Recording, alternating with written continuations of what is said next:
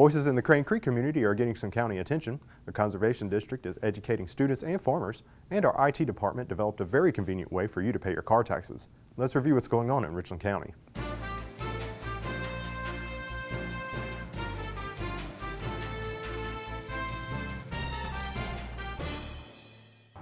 Every year, the Richland Soil and Water Conservation District hosts a special Arbor Day assembly at a Richland County school, guest starring Tim Womack. Tim is a really dynamic and energetic performer. The students love his shows, and it's an event they'll remember for years to come. During the performance, Tim teaches the students a lot about trees and why they're important, but he also incorporates valuable life lessons about self-confidence, the value of education, and respect. I educate people while I entertain them at the same time. The product is it's just a fast-paced, highly animated, interactive, tremendous tree program. It's all based on the one simple question: what do trees give us? And it doesn't matter whether you're talking to little kids or the Rotary Club, the answers will be just fast and furious from one end to the other. Today we planted a tree at Bookman Elementary School. The tree was donated by the Conservation Commission. Assistant Commissioner Mary Burt presented the tree to Bookman Elementary School. It was a well-attended event. The children were very excited. Staff, they loved it. We had a couple parents who stopped by, and I think they were very impressed with the presenter. He is very phenomenal, very energetic. Everyone got a lesson in proper tree planting techniques, and then all the students in first grade helped water the tree. Over the next 4 years, these students will be able to watch their tree grow and help care for it. The Richland Soil and Water Conservation District has embarked on a 3-year project to show how farmers can use cover crops and no-till management to improve soil health and fertility. Farmers involved in the project are growing multi-species cover crops, including rye, radishes, clovers, and winter peas. In spring, these farmers will grow cash crops like corn, soybeans, or cotton, and they will not till or disturb their fields between crops. We just finished our fall field work for the project, which involved documenting a host of soil characteristics in the demonstration fields. The Richland Conservation District is working with the University of South Carolina's Earth Sciences and Resources Institute, the Dillon and Marlborough County Conservation Districts, and 5 farmers on this project.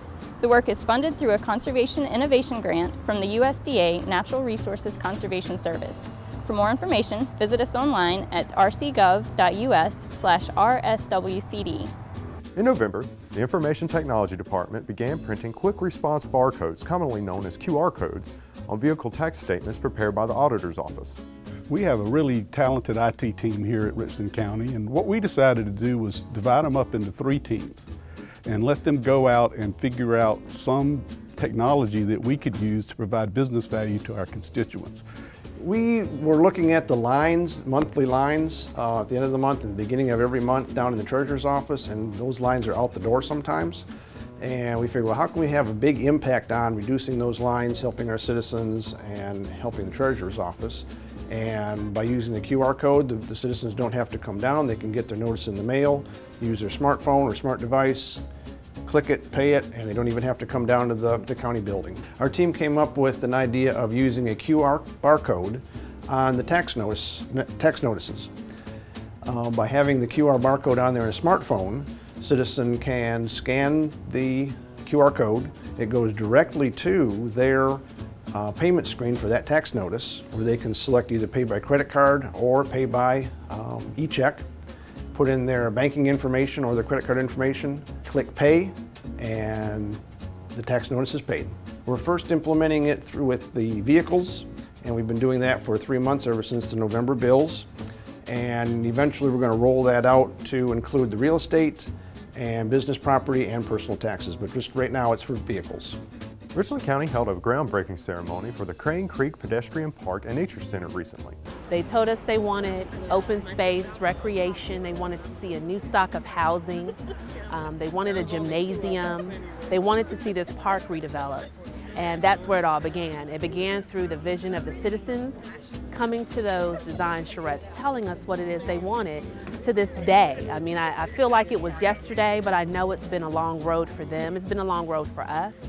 We've had a number of partners come to the table to assist us, from the leaders of this church behind us, Zion Baptist Church, Chapel number 1, that's a long one, community development, For Richland County, with their dollars and support, we were able to purchase this property from the church.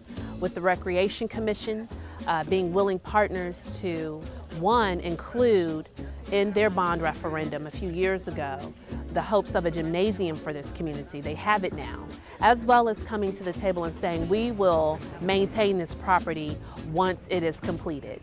They just want the best for their community. So anytime we can do projects or reinvest back into those communities that want to be valuable for years to come, I think it's worthwhile and I think it's needed. The project is expected to be completed in spring and will include a pedestrian park with recycled rubber walking and jogging track and a nature center. Other components of the renovation project are new landscaping and 5 covered picnic shelters and barbecue grills. That's going to do it for this edition of the Richland Review. If you have any questions about the information that we've provided for you today, please email us at pio@rcgov.us.